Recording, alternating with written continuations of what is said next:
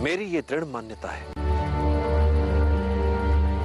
कि बच्चों को पहले 5 वर्ष तक अपने हृदय का टुकड़ा मानकर भरपूर प्रेम देना चाहिए। तो अगले 5 वर्ष उन्हें कड़े अनुशासन में रखना चाहिए और जब वे 16 वर्ष के हो जाएं, तो उन्हें अपना प्रिय मित्र मान लेना चाहिए।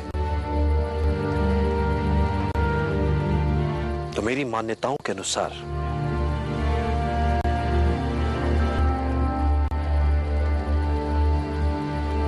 अब तुम मेरे प्रिय मित्र की तरह हो चित्रगुप्त,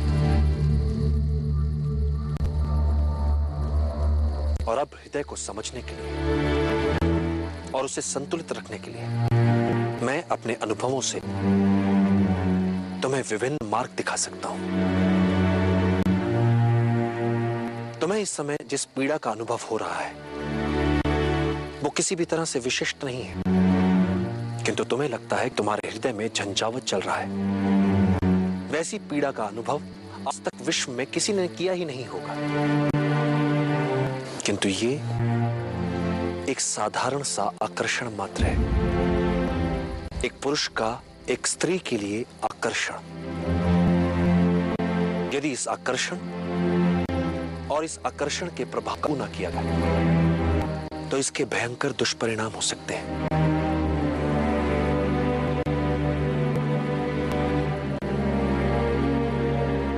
एक बात सदैव याद रखना चित्रगुप्त, आत्मिक ज्ञान से बड़ा कोई आनंद नहीं, कामुकता से बड़ी कोई व्याधि नहीं, और शारीरिक आकर्षण से बड़ा कोई शत्रु नहीं। क्या आचार्य, एक स्त्री और पुरुष का मिलन कोई बुरी बात होती है? कदापि नहीं। एक साधारण व्यक्ति के लिए यह सामान्य होगा, किंतु जिन्हें महान बनना है, जिन्होंने अपने लिए एक महान लक्ष्य निर्धारित किया है, उनके लिए घातक होगा, आत्मघाती होगा। जिसके मन पर प्रेम, आसक्ति, आकर्षण ने डेरा जमा रखा हो, वो व्यक्ति अपनी सत्ता और शक्ति का निष्पक्ष रूप से निष्पादन करने में असमर्थ हो जाता है। फिर वो अपने ही पूर्वस्व काया भर रह जाता है। वो सदैव असुरक्षा की कुंठा से पीड़ित रहता है। ये सब किसी किसान, किसी व्यापारी, किसी पदाति सैनिक के लिए सामान्य हो सकता है,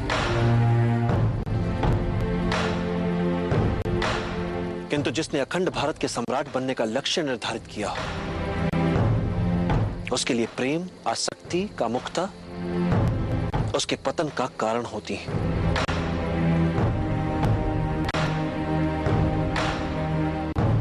कभी कभी सोचता हूं आचार्य कि यदि इस लक्ष्य को पाने के लिए इतना भारी मूल्य ना चुकाना पड़ता तो। साधारण मूल्य चुकाकर यदि इतना बड़ा लक्ष्य मिल पाता तो कोई भी अखंड भारत का निर्माण कर लेता। फिर ना तो किसी चाणक्य की आवश्यकता होती और ना ही किसी चंद्रगुप्त की।